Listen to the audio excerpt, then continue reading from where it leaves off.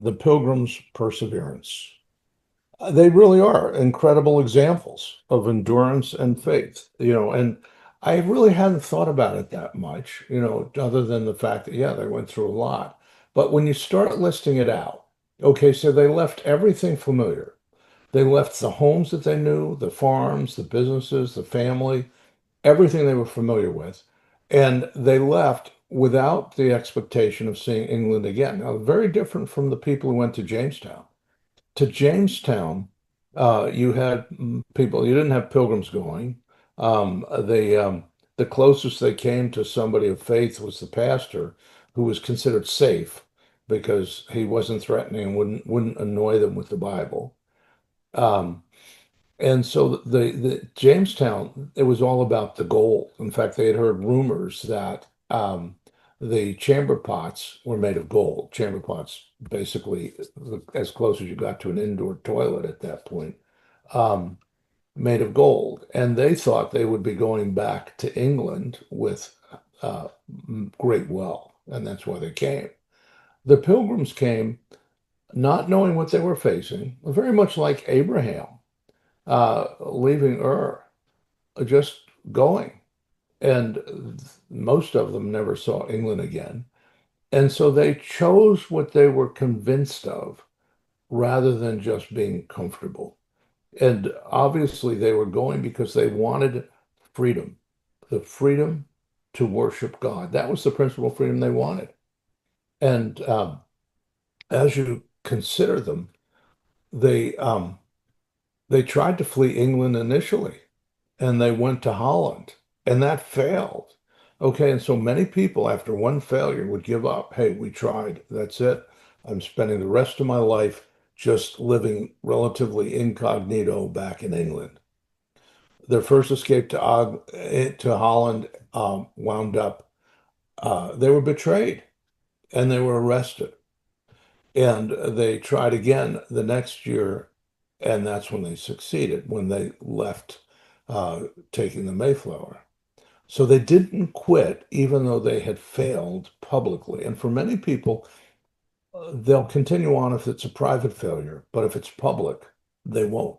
With the Pilgrims, they continued going forward. When they were in Holland, they faced incredible conditions. They worked in printing presses, textile mills, they made ropes, they did a variety of other things, dangerous work, hard work. They were poor, they struggled. Um, they were not accepted by the Dutch. They were considered to be quite odd and maybe threatening, and yet they persevered. And they did that for years. I think it was close to a decade that they were there, long time. And then they planned, they prayed, and they saved, actually 12 plus years. They had to negotiate financing. And the deal that they made with Thomas Weston. And the deal that they made was they were going to go as indentured servants to the New World. And they would pay him back over years. And so they were selling themselves into a form of slavery. When they got here, they really didn't own anything. Everything was communally owned, which really, in a sense, means nobody owned it, because it was owned by Weston's company. Weston was an adventurer, and with a group of adventurers, this was a business opportunity for them. They were investing in a ship, and that ship was going to come here, and it was going to then result in the slave labor of the pilgrims, harvesting and sending back all kinds of good things to England. Well, it didn't quite work that way, certainly not in the early years, but they persevered, and over a long period of time. When we struggle for a year or two or three, it seems like that's interminable. For some, just a month or two. 12 years. I mean, they had, and you can imagine. we had read through Hebrews and how the people wanted to go back, and some did abandon the Pilgrims, but the vast majority stuck with it, and they just continued on. It was a relatively small band. Then when they came over, the conditions were horrible. Okay, so this was kind of like jumping from the fire pan into the fire. It was horrible. It stormed the whole way over. There were 102 passengers, 66 days, and they were below decks. You may recall there was just one person who braved actually disobeyed and went above deck, and he got swept overboard. He was caught in the rigging, fortunately, and they were able to pull him back in. But it was horrible below decks. The seasickness, the stench. I mean, this was 102 people jammed together. It was a 180-ton boat, the Mayflower. That was the newer of the two. Um, the Speedwell was smaller. That was perhaps 60 tons. Um, the Mayflower was 90 feet long. Can you imagine? I mean, I recall going below deck on the replica years ago when I was a kid. Our Boy Scout troop went to see the Mayflower. It was docked in it was either New York Harbor or yeah, I think it was New York Harbor, but it was close to us. And I was surprised. Below decks was the size of a volleyball court. Below decks was almost the length of the ship. And the people were there. It was horrible. And then the storms. Okay, if you've ever been on a flight in the midst of a storm, imagine that for the better part of 66 days. And you have no idea what's going to happen. And none of the safety features for sure that you've got in an aircraft. And they persevered. And you can imagine there were some people who were probably quite upset because over half of the people were not pilgrims. Some were kids who were pulled off the street to go and work. Others were grizzled old men, and there was complaining. Not so much amongst the pilgrims, one would think, at least not according to the Diary of Plymouth Plantation. But they hung in there. They stuck with it. Um, there were two ships, the Speedwell, which was the tiny one, and the one account I read of the Speedwell was it was 40 feet long. That's small. There may be some people in this call or people that you know who have uh, their own boats that are close to that in the 30 foot, 35-foot range. I mean, it's hard to imagine. And they were going to jam a lot of people in that. Well, they did. They crowded um, into the Speedwell initially, but then when they got to England, they went out 300 nautical miles, and the ship was leaking so badly they had to head back. They went and ported at Dartmouth, and the it was clear they had to abandon the Speedwell. Now, the Speedwell was built in the mid 1500s. The Mayflower was a much newer ship, and um, they tried to jam as many people onto the Mayflower as they could, but there were many people who had to stay. But they persevered. They continued on. That would have been a good reason for a lot of people to give up. Hey, we went out through it, and they had had a taste of what it was like to be in the ocean in an old, tall ship at night in a storm. They'd already been through that, and they came back, and yet most of them decided to continue going anyway. They were persevering. Um, Then, once they finally did get off on the Mayflower and they were halfway over here, there was a massive storm. and the storm cracked the main beam, and there was every appearance that it was going to sink because that's what happened when main beams were broken. But they were able to repair it because they had a printing press on board that had a massive screw jack, and they were able to use that to prop it up. And so for the balance of the journey, they were there and they never knew if that screw jack would stay in place or if a big storm would dislodge it. Okay, but they persevered. They didn't quit. They didn't turn around. They didn't try to come back, even as the ship broke around them. These were incredible people. And then their loved ones, they started dying.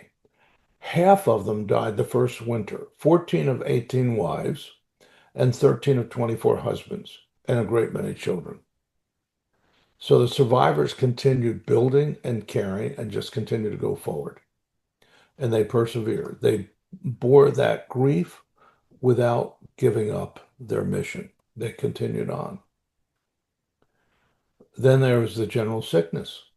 And during the general sickness, only 5 men were healthy enough to care for everyone else. And they did that.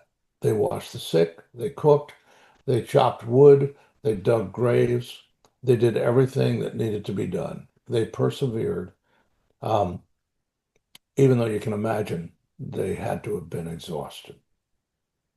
I mean, when you think of the Pilgrims, it's easy to think of the Thanksgiving celebration or the first landing of Pilgrim at Plymouth Rock, or some of the other things that are commonly brought to mind when you think about the Pilgrims.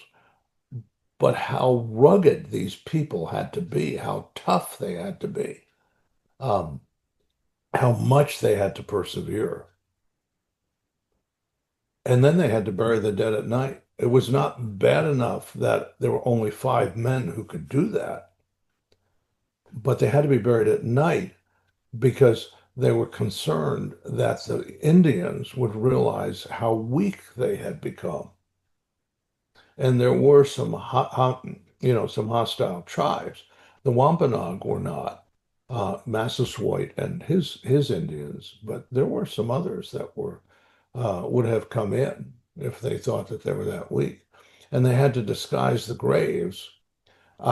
They put them under very smooth ground. They did not mark the graves in any way. Um, and then they would put corn over the top so that it would not be obvious that someone had been buried. They persevered. They were courageous, incredibly courageous, and they just continued at it. They wanted this community to succeed. And then they put up with the situation. They got there in middle of winter. It was freezing cold. I mean, this wasn't exactly a cruise to the Caribbean. It was freezing cold. You have to imagine that some days the temperature was down in the very low digits, maybe even below zero. It was supposedly a very severe winter. And there was nothing built there for them. So they lived on the ship. And they would, as they built shelters, they would move onto land, but at times they would come back to the ship anyway. And there were some who lived on the ship well into the spring until March. They had, they didn't bring the tools they needed to till the land. They didn't bring um, very much of what really they were going to use because they didn't know. They did the best they could. They worked with what they could. Even the tools for building the houses, it was a challenge. They had to make their own tools. Um, Everything was hard. We're used to going and grabbing an electric drill, or now cordless everything. Cordless leaf blower, cordless drill, hammers that can, electric hammers that'll shoot, 60 nails in a minute or more. Um, they didn't have any of those things. Everything was hard. Everything was manual. Um, it was freezing cold. Their clothing was inadequate. Um, it was hard. And there were people dying all around them, but they hung with it. And then when they got to a point where it was obvious that they had sailed off course, there were some who said, we don't have a charter, we want to go back, or we need to head south. And there was a lot of disagreement. And remember, it wasn't just the Christian group of pilgrims. You had others who were there who were really here as adventurers. And there were arguments and such. And yet they sat down, and because of the wisdom of Brewster and Bradford and others, they came up with a compact, the Mayflower Compact, which was really just an adaptation of their church constitution. Okay, I don't know if you realize that, but basically, this is a church constitution that was designed for the group there of pilgrims. Uh, and you had the outsiders who now were being invited to be part of this so that everybody would have a common rule and would be committed to unity and mutual responsibility. This was a pretty big thing that they did because everything could have fallen apart. In Jamestown, um, the popular saying was every man for himself. Okay, here you have just the opposite. You have them working this out. And, can you imagine they get to land and they find out we landed at the wrong port? If if you've ever been on a plane and it gets diverted, it's horrible. You wind up at the wrong airport and you have to figure out, well, how do we get to where we want to go? Well, for them, um, they had a charter in Virginia. They were way off course. The storm had blown them way off course. It was cloudy nights most nights, so navigation was not very easy. Um, and they wound up at Plymouth Rock. Now we know that that was God's plan, no question whatsoever. And we see what happened after that. But before, when they just arrived, you can imagine that there were those who were not believers, who didn't view this as God's plan at all, who just viewed this as a horrible mistake. You can imagine they were upset with the captain. You can imagine they were upset with the crew. You can imagine all the arguing that would have gone on. But out of that came the Mayflower Compact, where they committed themselves to a government and they decided together, all of them, that they would seek to honor this government.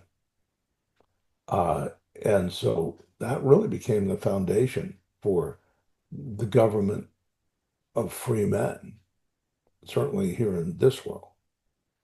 And they built order out of chaos. Okay, they stuck with it. They came up with a solution. They didn't just throw up their hands. They didn't start fighting.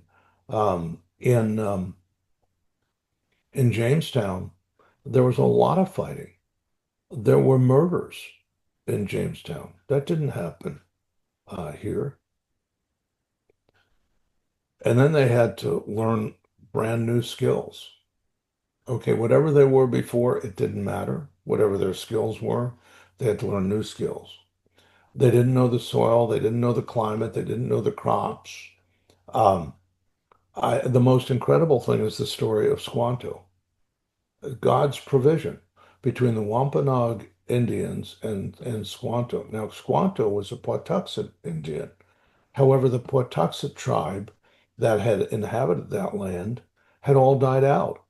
They had a plague a year or two prior, most people think it was relatively short time before the Pilgrims arrived, that wiped out the entire community. That was not uncommon in those days because you would have merchant ships coming from Europe. They would land and they would bring new diseases that the Indians had no defense against. And it would go through an entire tribe. And that's what happened to the Pawtuxets. Squanto, of course, had been taken to Europe as a slave. And you have essentially the story of Joseph replayed. What they intended for ill, God intended for good. Squanto learned English. Squanto became a believer. Squanto came back to visit his people. They weren't there, but there was a new people. And he joined them and he trained them and as you know, in how to farm, how to do everything. Incredible gift of God. Can you imagine that they prayed at some point and said, Father, we have no clue as to what we're doing, you know, the pilgrims, and throwing up their hands and just, and then praying for help. And then the most unlikely person walks up to them, an Indian dressed in full gear, Indian gear, speaking English. Massasoit first, and then Squanto, who spoke perfect English. And then they helped. Incredible. So they persevered. Um, and they just did whatever they had to do. They adapted and they went forward. Ah, the hungry spring. It was a horrible time. The food was just about gone. They rationed down to actually five kernels. 5 kernels of corn was the daily ration. And that was it. And they couldn't eat more than that. That could have been a time of great fighting. In Jamestown, it was. They wound up eating shoe leather in Jamestown. They wound up resorting to cannibalism. Uh, they in Jamestown they did not come prepared to work. They were primarily gentlemen who would not work. Others always did their work for them, and they were dependent upon the supply ships. Except the supply ships didn't come. They didn't come until the very, very end of their stay when they had decided to go back. And they were going to take, I think they had 2 ships in their harbor, and they were going to head back to England. They were giving up. They were uh, tired. They were famished. They had been through incredible chaos. They had dwindled massively in numbers. And it was at that point that uh, someone recommended that they pray. One man prayed, and amazingly, not long after they prayed, Captain Delaware, we would know him as Delaware, came into the harbor with a ship full of supplies. Otherwise, they would have had to go back at that point and probably not made it. Well, the pilgrims just kept praying. They kept planting and they kept believing God. They persevered. They endured the hunger. They did not despair.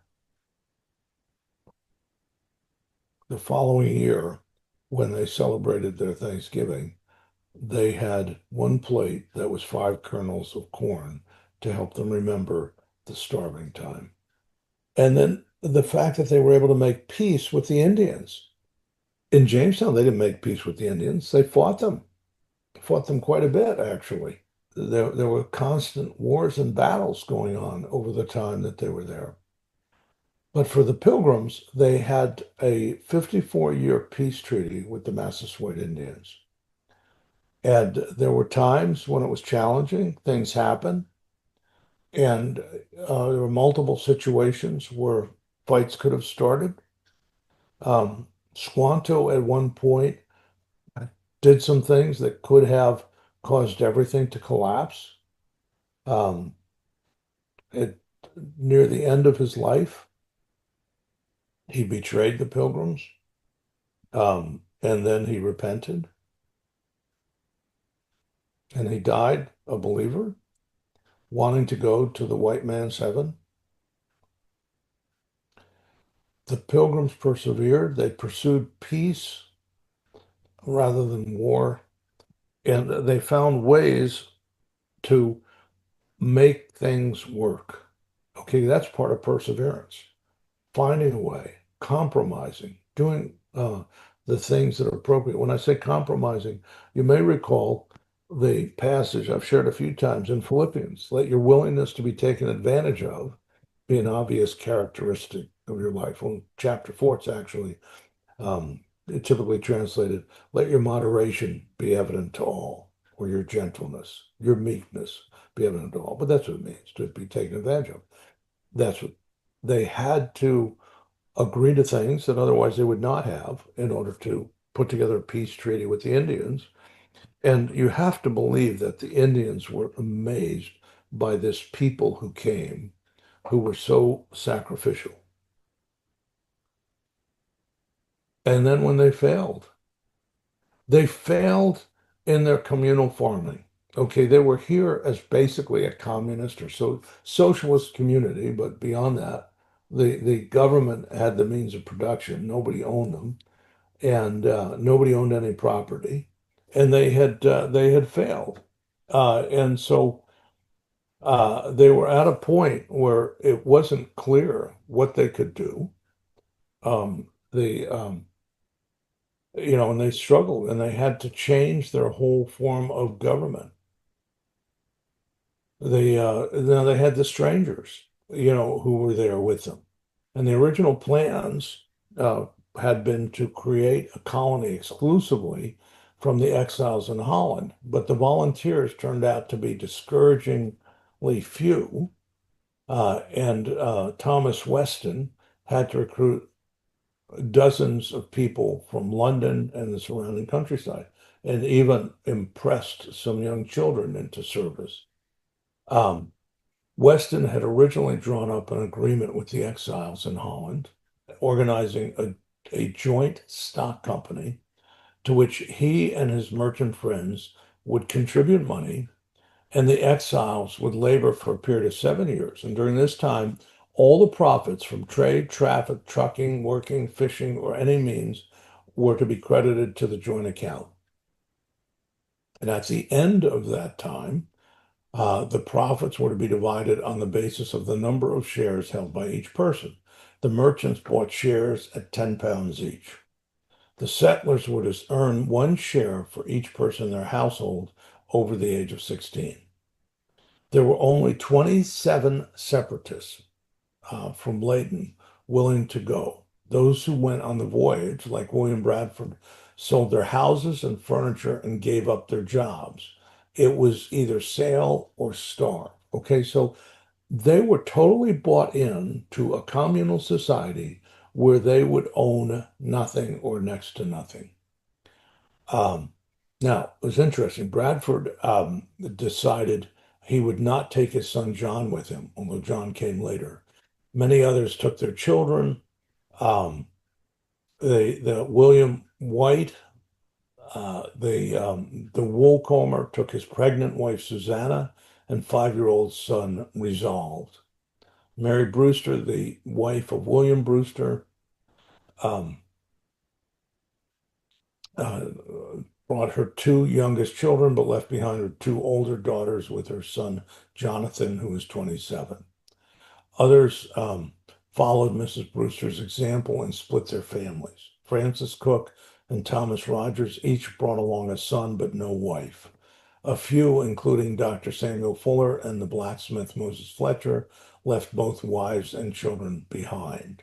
Okay, so you see the level of commitment, and they joined into this group. They gave up owning things, basically. They left things back in England or some in Holland.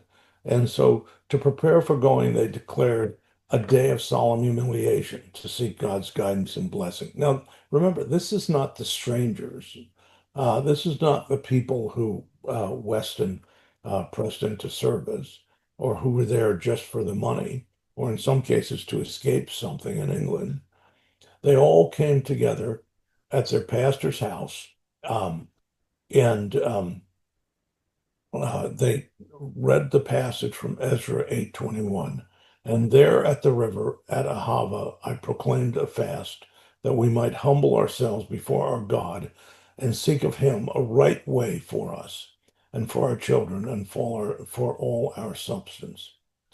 And so when they arrived at Southampton on the Speedwell, they found that aboard the Mayflower, along with Captain Jones and his crew, there were these 80 strangers who had sailed from London. And they were the volunteers that Weston and his business friends had recruited in London and its vicinity to fill out the plantation's quota.